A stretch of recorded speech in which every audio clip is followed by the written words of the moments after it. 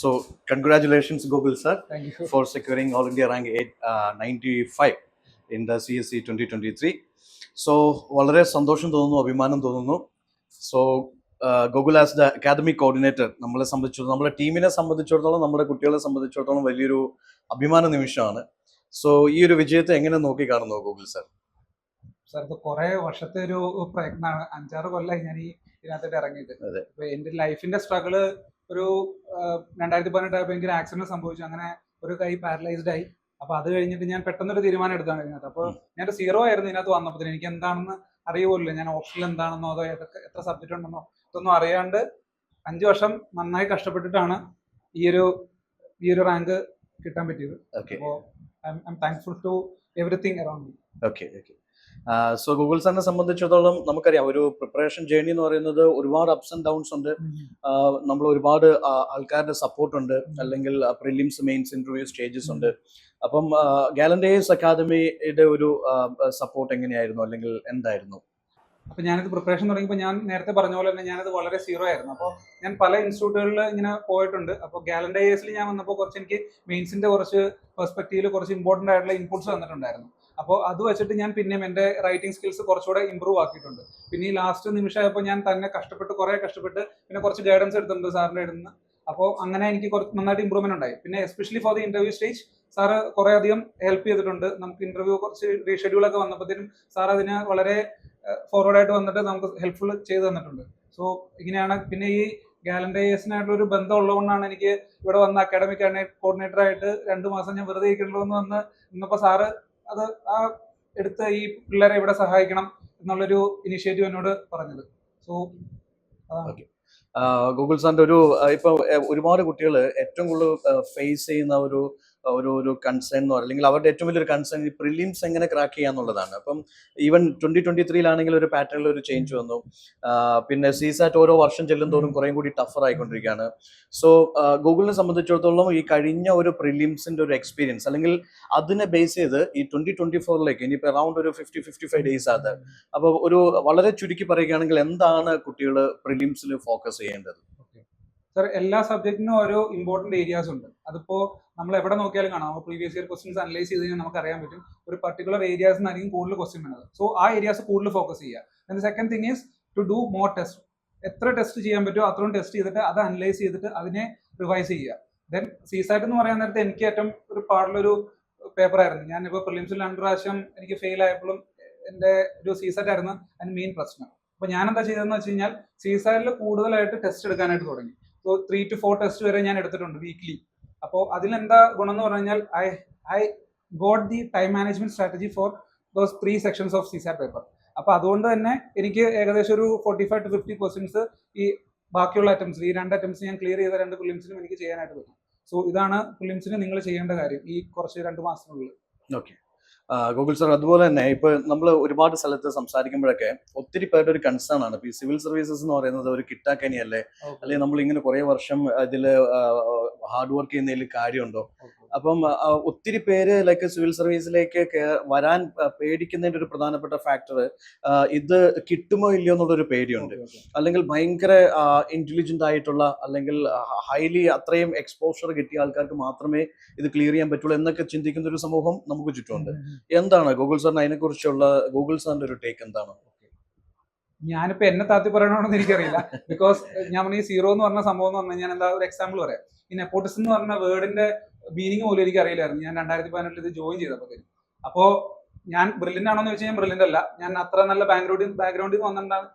Well of family ആയിരിക്കും, പക്ഷേ അത്ര നല്ല ബാക്ക്ഗ്രൗണ്ടിൽ നിന്ന് വന്നാണോ എന്ന് ചോദിച്ചു കഴിഞ്ഞാൽ അല്ല. പക്ഷേ എനിക്കിത് ക്ലിയർ ചെയ്യാനായിട്ട് പറ്റി. സോ എല്ലാവർക്കും പറ്റും. ഒരു നന്നായിട്ടുള്ള നല്ല ഗൈഡൻസോ പിന്നെ നമ്മുടെ കൂടെ നിൽക്കാനായിട്ടുള്ള ഫാക്കൽറ്റി ഉണ്ടെങ്കിൽ അത് സുഖമായിട്ട് ചെയ്യാനായിട്ട് പറ്റും. അതിന് ഗാലൻഡേഴ്സിൽ സാറ് ഇൻസ്റ്റിറ്റ്യൂഷൻ എന്ന് പറഞ്ഞ് നടക്കുന്ന ഒരാളാണ്. അപ്പൊ സാറ് പിള്ളേരെ പുറകെ നടക്കും പഠിക്കുന്നുള്ള രീതിയിൽ. സോ ഇവിടെ വന്ന് ചേർന്നവർക്ക് നല്ലൊരു ഗൈഡൻസ് കിട്ടും. മര്യാദയ്ക്ക് ഒരു 10 months കോഴ്സ് നിങ്ങൾ കംപ്ലീറ്റ് ചെയ്തിട്ടുണ്ടെങ്കിൽ അത് നന്നായിട്ട് തന്നെ ചെയ്യാനായിട്ട് വരും നിങ്ങൾക്ക് സുഖമായിട്ട്. ഓക്കെ, അപ്പോൾ നിങ്ങൾ ഇപ്പോൾ 5-6 കൊല്ലം ചെയ്യാനാണെങ്കിൽ സാറിന്റെ സപ്പോർട്ട് ഉണ്ടാവും. ഓക്കെ ഗൂഗിൾ സാർ, അതുപോലെ തന്നെ ഇപ്പൊ ഫോർ എക്സാമ്പിൾ ഈ 2-3 അറ്റംപ്റ്റ് ഒക്കെ കഴിഞ്ഞതിന് ശേഷം മേ ബി ചിലപ്പോൾ അവർക്ക് പ്രിലിംസ്, മെയിൻസ്, ഇന്റർവ്യൂ സ്റ്റേജസിലൂടെ ഒക്കെ അവരെ തന്നെ റിഫൈൻ ചെയ്ത് വരുമ്പോൾ ചിലപ്പോൾ 2-3 വർഷം എടുക്കും. പക്ഷേ ഈ 2-3 വർഷം because of the family pressure, financial pressure, അല്ലെങ്കിൽ ജോബ് പ്രഷർ, ഇതുകൊണ്ടൊക്കെ എന്ന് വെച്ചാൽ ഒരു 2-3 വർഷം അവർ ഏറ്റവും അതിന്റെ പീക്കിലേക്ക് വരുന്ന സമയത്ത് അവർ ക്വിറ്റ് ചെയ്യുകയാണ് ചെയ്യുന്നത്. സോ അങ്ങനെയുള്ള ആസ്പിരൻസിനോട് എന്താണ് പറയാനുള്ളത്? നിങ്ങൾക്കിപ്പോ നിങ്ങളുടെ ഉള്ളിലൊരു ഫയർ ഉണ്ടാവണം. അതിപ്പോ നമുക്കായിട്ട് അത് കൊളുത്തി തരാനായിട്ട് പറ്റില്ല. എൻ്റെ ഉള്ളിലൊരു ഫയർ ഉണ്ടായിരുന്നു, എനിക്ക് ജീവിതം തിരിച്ചു പിടിക്കണമെന്നൊരു ഫയർ ഉണ്ടായിരുന്നു. അതുകൊണ്ടാണ് ഞാൻ സിവിൽ സർവീസിൽ ഇറങ്ങിയത്. വേറെ പലതിലും പോകാം, പക്ഷേ എന്റെ മനസ്സിലാദ്യം സ്ട്രൈക്ക് ചെയ്ത സിവിൽ സർവീസ് ആയതുകൊണ്ടും പിന്നെ എനിക്ക് കുറച്ചുകൂടി ഒരു സൊസൈറ്റി ഓറിയന്റഡ് ആയിട്ട് കുറച്ച് ഇറങ്ങി നടന്ന് പണിയെടുക്കാനായിട്ട് താല്പര്യമുള്ളതുകൊണ്ടുമാണ് ഞാൻ ഈ സിവിൽ സർവീസിലായിട്ട് വന്നത്. പിന്നെ ഈ പറഞ്ഞ പോലെ ബാക്കിയുള്ളവർ ഇപ്പൊ എന്താണ് ചെയ്യേണ്ടത്, ഇപ്പൊ നിങ്ങൾ ക്വിറ്റ് ചെയ്യണോ വേണ്ടത്, ശരിക്കും നിങ്ങളുടെ തന്നെ തീരുമാനമാണ്. ബട്ട് ഒരു ചാൻസും കൂടെ ഇപ്പൊ നിങ്ങൾക്ക് ഇപ്പൊ നിങ്ങളുടെ മെന്റേഴ്സ് പറയുകയാണ്, മെന്റേഴ്സിനോട് കറക്റ്റ് ആയിട്ട് ചോദിക്കുക. നിങ്ങൾക്ക് ഇപ്പോൾ ആരെങ്കിലും ഒരു മെന്റേഴ്സ് ഉണ്ടാവും ഇത്രയും 2-3 വർഷം നിൽക്കാൻ നേരത്ത്. സോ അവരോട് ചോദിക്കുക ഇപ്പൊ എന്താണ് ചെയ്യേണ്ടത്, എന്തെങ്കിലും വേറെ ജോലി ചെയ്തുകൊണ്ടോ നിങ്ങൾക്ക് പ്രിപ്പയർ ചെയ്യാൻ പറ്റുമോ, അതോ വേറെ എന്തെങ്കിലും വീട്ടിലത്തെ പ്രശ്നം ഉണ്ടെങ്കിൽ ഇതൊക്കെ ഇവരോട് സംസാരിച്ച് കഴിഞ്ഞാൽ ഇവർ കറക്റ്റ് ആയിട്ട് ഗൈഡ് ചെയ്ത് തരും എന്താണ് ചെയ്യേണ്ടതെന്ന്. അപ്പോൾ ഇതാണ് എനിക്ക് പറയാനുള്ളത് അവരോട്. ഞാൻ ഗൂഗിളിന്റെ പേഴ്സണലി ഞാനിപ്പോൾ ഗൂഗിളിന്റെ ഒരു അച്ചീവ്മെന്റ്, ഒരു വലിയൊരു അച്ചീവ്മെന്റ് ആയിട്ട്, അതൊരു may be all India first rank പോലെയാണ് ഞാൻ അതിനെ ട്രീറ്റ് ചെയ്യുന്നത്. കാരണം എന്താ വെച്ചാൽ ഇദ്ദേഹം നമുക്ക് എല്ലാവർക്കും വലിയൊരു മോട്ടിവേഷൻ ആണ്, വലിയൊരു ഇൻസ്പിറേഷൻ ആണ്. ഗൂഗിൾ സാർ പറഞ്ഞതുപോലെ തന്നെ 1 വർഷം മുമ്പ് ഒരു ആക്സിഡന്റ് ഉണ്ടായി. അദ്ദേഹത്തിന്റെ എന്താ പറയാ ലൈക്ക് ഒരു ലൈഫിലെ വളരെ പ്രധാനപ്പെട്ട ഒരു വലിയൊരു ഡൗൺ ടൈം ആയിരുന്നു സത്യം പറഞ്ഞാൽ. പക്ഷേ നമുക്കെല്ലാവർക്കും അദ്ദേഹം എങ്ങനെ പ്രചോദനമാവുന്നു എന്ന് വെച്ചാൽ ലൈഫിലെ ഏത് പ്രതിസന്ധികളെയും നമുക്കൊരു ഫയർ ഉണ്ടെങ്കിൽ, ഒരു ആഗ്രഹം ഉണ്ടെങ്കിൽ, ഒരു പാഷൻ ഉണ്ടെങ്കിൽ നമുക്ക് അതിജീവിക്കാം. നമ്മൾ ആഗ്രഹിക്കുന്ന, നമ്മൾ സ്വപ്നം കാണുന്ന ലക്ഷ്യത്തിലേക്ക് നമുക്ക് എത്തിച്ചേരാൻ പറ്റും എന്നതിന്റെ ഏറ്റവും വലിയ ഇൻസ്പിറേഷനാണ്, ഏറ്റവും വലിയ ഉദാഹരണമാണ് അദ്ദേഹം. സോ മനസ്സ് നിറഞ്ഞത് എൻ്റെ ഒരു പേഴ്സണൽ ഇതാണെങ്കിലും അക്കാദമീൻ്റെ സൈഡിൽ നിന്നാണെങ്കിലും നമ്മുടെ സ്റ്റുഡൻസിന്റെ സൈഡിൽ നിന്നാണെങ്കിലും വലിയൊരു കൺഗ്രാറ്റുലേഷൻസ് അദ്ദേഹത്തെ അറിയിക്കുകയാണ്. പിന്നെ വേറൊരു ചോദ്യം കൂടി എനിക്ക് ഈ അവസരത്തിൽ ചോദിക്കാനുള്ളത്, ഇപ്പൊ നമ്മൾ സിവിൽ സർവീസിന്റെ ചെറുപ്പത്തിലേ പഠിച്ചു തുടങ്ങണോ വേണ്ടയോ എന്നുള്ളത് ഒരു ക്വസ്റ്റ്യൻ മാർക്കാണ്. ഒത്തിരി പേർക്ക് ഡൗട്ട് ഉണ്ട്, ഇപ്പൊ സ്കൂൾ ലെവലിലോ അല്ലെങ്കിൽ കോളേജ് ലെവലിലൊക്കെ ഇത് പഠിച്ചു തുടങ്ങേണ്ട ആവശ്യമുണ്ടോ, അതെല്ലാം കഴിഞ്ഞതിന് ശേഷം, ഡിഗ്രി കഴിഞ്ഞതിന് ശേഷം തുടങ്ങിയാൽ മതി എന്നൊക്കെ ചോദിക്കുന്ന കുറെ കുട്ടികളുണ്ട്. എന്തായിരിക്കും ഗൂഗിൾ സാറിന്റെ ഒരു ഒപ്പീനിയൻ എന്തായിരിക്കും? ഇതിപ്പോ നമ്മളിപ്പോ കോളേജ് ലൈഫിലോ സ്കൂൾ ലൈഫിലോ പഠിച്ചിട്ട് വന്നോണ്ട് വിചാരിച്ചിട്ട് ഫസ്റ്റ് റാങ്ക് കിട്ടിക്കോണമെന്നില്ല. ബിക്കോസ് ഞാൻ ലാസ്റ്റ് ടൈമിനേക്കാളും നന്നായിട്ട് പ്രിപ്പയർ ചെയ്തിട്ടുണ്ട്, പക്ഷെ കുറച്ച് മാർക്ക് കുറഞ്ഞു പോയി. Still I M on the list.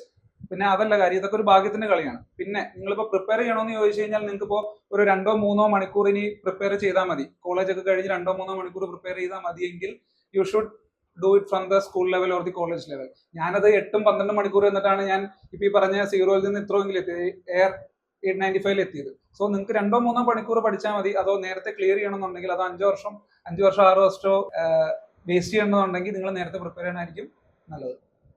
Google, ഇനി ഒരു ക്വസ്റ്റ്യൻ കൂടി. ഇപ്പൊ നമ്മുടെ ഗാലൻഡേഴ്സ് അക്കാദമീന്റെ ഈ ഇത്രയും നാളത്തെ ഒരു എക്സ്പീരിയൻസിന്റെ ബേസിസിൽ നമ്മൾ കുട്ടികൾക്ക് കൊടുക്കുന്നതിൽ ലൈക്ക് കൊടുക്കുന്ന പ്രിപ്പറേഷൻ അല്ലെങ്കിൽ അവർക്ക് കൊടുക്കുന്ന ഗൈഡൻസ്, അതിനെക്കുറിച്ചുള്ള ഗൂഗിൾ സാറിന്റെ അഭിപ്രായം എന്താണ്? ഇപ്പൊ ഇവിടെ ട്രിവാൻഡ്രത്തുള്ള എല്ലാ ഇൻസ്റ്റിറ്റ്യൂഷനും ഏകദേശം ഒരേ ലെവലിലുള്ള ഒരു ക്വാളിറ്റി ഓഫ് ടീച്ചിങ് ആണ് കൊടുക്കുന്നത്. ഇപ്പൊ മെറ്റീരിയൽ ആണെങ്കിലും അല്ലാതെ ടീച്ചിങ്, ക്ലാസ് റൂം ടീച്ചിങ് ആണെങ്കിലും എല്ലാം ഒരുപോലെയാണ് കൊടുക്കുന്നത്. ഇപ്പൊ ഗാലൻഡേഴ്സിന്റെ പ്രത്യേകത എന്ന് പറഞ്ഞാൽ അവർ കുറച്ച് ഫീസ് കുറച്ചാണ് മേടിക്കുന്നത്, അതുകൊണ്ട് ക്വാളിറ്റി കുറവൊന്നുമല്ല. പിന്നെ ഞാനും സാറുമായിട്ട് ചില പ്രശ്നങ്ങൾ അങ്ങോട്ടും ഇങ്ങോട്ടൊക്കെ വഴക്കൊക്കെ ഉണ്ടായെങ്കിലും തന്നെ ഇപ്പോ സാറ് ഞാൻ പറഞ്ഞ പോലെ തന്നെ കുട്ടികളുടെ പുറകെ നടന്ന് അവർക്ക് മാർക്ക് കുറവാണെങ്കിൽ അവരെ പഠിപ്പിക്കുന്നു. ഇപ്പോൾ ഞാനിവിടെ വന്ന് വർക്ക് ചെയ്തിട്ടുണ്ട്. റിവിഷൻ ക്ലാസ് ഒരു ക്ലാസ് ഉണ്ട്. പിള്ളേരെ 50 മാർക്സിന് താഴെയുള്ള പിള്ളേരെ ഇവര് ബൂസ്റ്റ് ചെയ്ത് കൊണ്ടുവരാൻ വേണ്ടിയിട്ട് ഒരു 60 or 70 അല്ല അതിൽ കൂടുതൽ എത്തിക്കാൻ വേണ്ടിയിട്ട് സാർ ഒരുപാട് കഷ്ടപ്പെടുന്നുണ്ട് ഇതിനകത്ത്. സോ നിങ്ങളിവിടെ വന്ന് ചേർന്ന് കഴിഞ്ഞാൽ നിങ്ങൾക്ക് ഒരു 10 months കോഴ്സ് നിങ്ങൾ എടുത്ത് കംപ്ലീറ്റ് ചെയ്ത് കഴിഞ്ഞാൽ you will be thankful to Jasin sir and this academy. അപ്പോൾ once again, congratulations for the great success. Wish you all the best for your future career. Okay.